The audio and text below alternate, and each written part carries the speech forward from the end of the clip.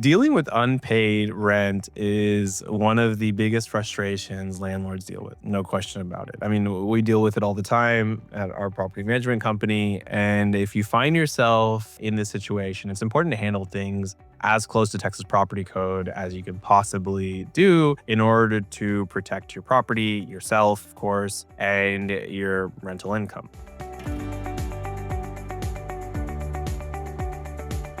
My name is Abhi, and I'm from Keyrenter Houston. We're a property management company for the past 10 years that's been operating in the greater Houston area, helping property owners and landlords really navigate these challenges and ensure that they're keeping their rental investments operating smoothly. So I'm here right now, and I'd like to go over basically the process that we handle late rent payments and late tenants, and hopefully it helps you out. So the first one, double check your lease and the rent grace period. Always make sure you know what's in the lease, but really most importantly, you want to know when rent is due. Most leases have rent due on the 1st of every month, but if it's not explicitly listed out in the lease, Texas Property Code states that the tenant always has 3 grace days. So they can, instead of paying, if they don't pay on the 1st, they have until basically the next business day after 3 days, usually the 4th. If that their last business day falls on a holiday or a weekend, then it's generally the next business day after.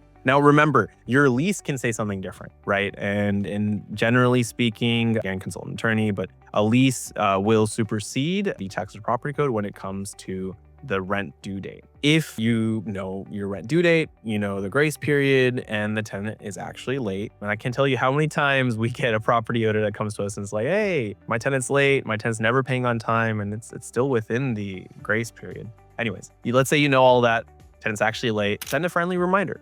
Reach out to the tenant, establish communication. Generally speaking, the more you make this a relationship, the better off your property will be and the better chances you'll have of a tenant paying rent on time, or really understanding why a tenant isn't paying on time and establishing some sort of plan for them to pay their rent on time. For Keyrenter Houston, for instance, our policy is to always reach out to a tenant via text message, email, and phone call, and sometimes even just go to the property, right? To ensure that we maintain a good relationship. Whenever you do that with a delinquent tenant, then generally speaking, you get a much more clear idea on how the property is being kept, and also if you're going to get rent. I mean, remember, in the end, this is an investment. You're not trying to get rent paid by the 3rd or whatever the due date is, just because it's in the contract. You are trying to get your return on investment. And that for that to happen, you have to get rent. And so your job really at this point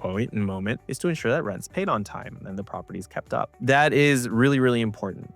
We have, generally speaking, been able to drop our delinquency rate substantially because we're proactively reaching out, establishing that relationship with the tenant, ensuring that, hey, like, look, we're all on a contract. We get that.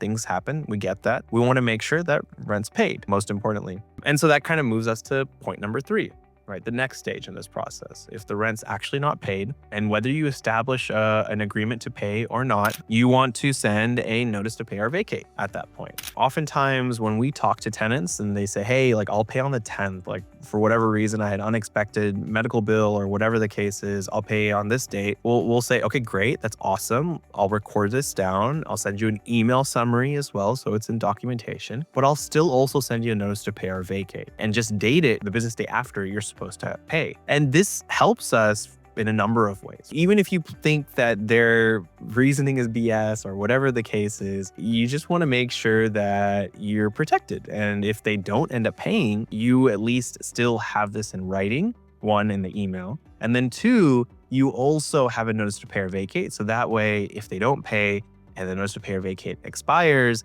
then you can still move on to the next stage, the final one, which is the eviction. So send a formal notice to pay or vacate to the tenant, outlining the due date, outlining the rent due, outlining any late fees, if anything, and then of course the potential legal consequences, which is usually an eviction, right? That's why it's a notice to pay or vacate. You have to make sure you send it via a trackable method. For us, we always hand it to the tenant and then also send a copy via certified mail.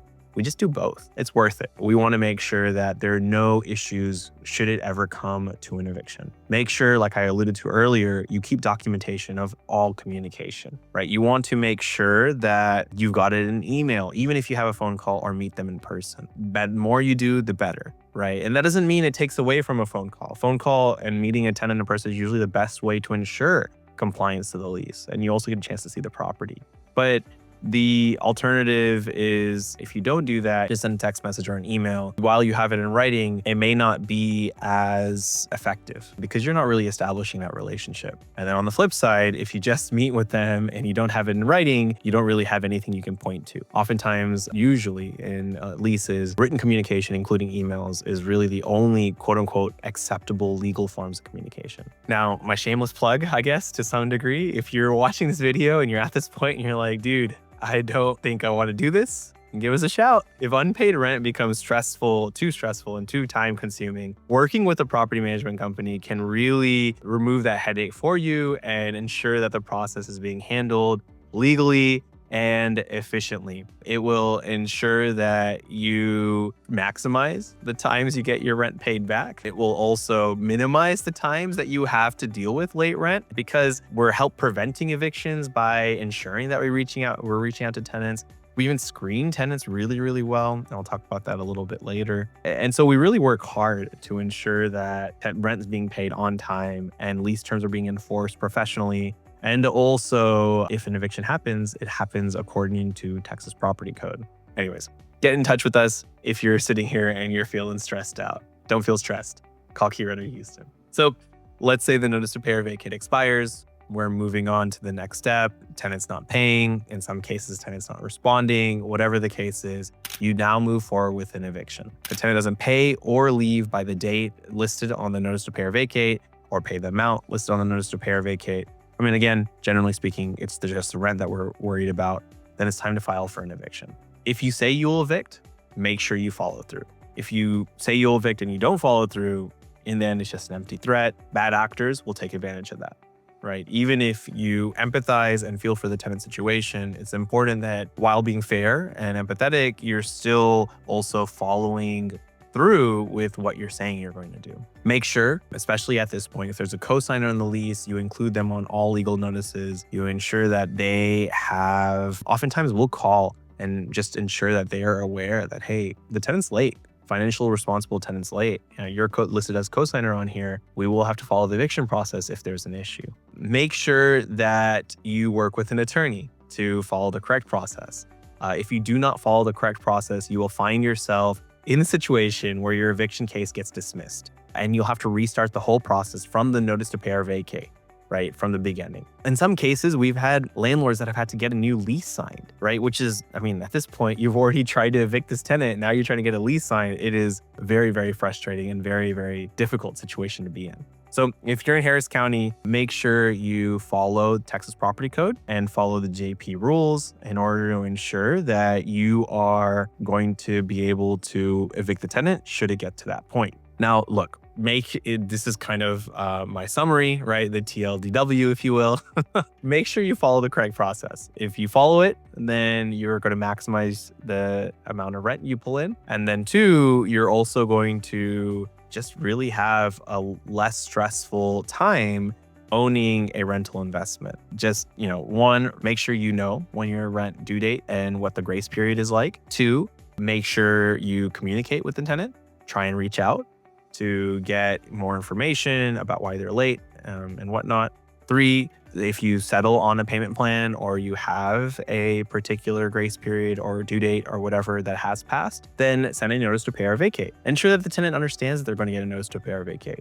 Make sure that it's part of the discussion from the beginning. That way they are not caught unaware or surprised. And also you're protected should you need to go to the next step, which is filing for an eviction. So that's my video, the steps that we follow. My disclaimer here, I probably should have put this at the beginning of the video.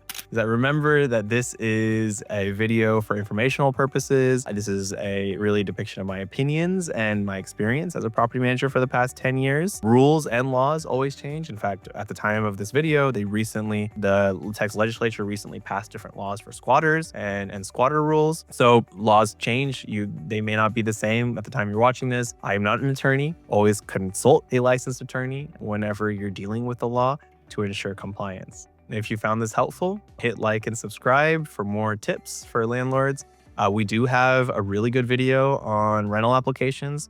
I share what our company has done in order to ensure that we don't even encounter the situation from the beginning and also minimize the rate of eviction. We also will be having a video on the eviction process, deep diving into the eviction process in Harris County in particular, coming out soon. Have you dealt with this situation? What have you done? Is there like a really cool tip or technique that you've done that works really well for you? I mean, let us know in the comments below. I'd love to hear it out and understand exactly, if there's something we can do to improve. Anyways, thanks.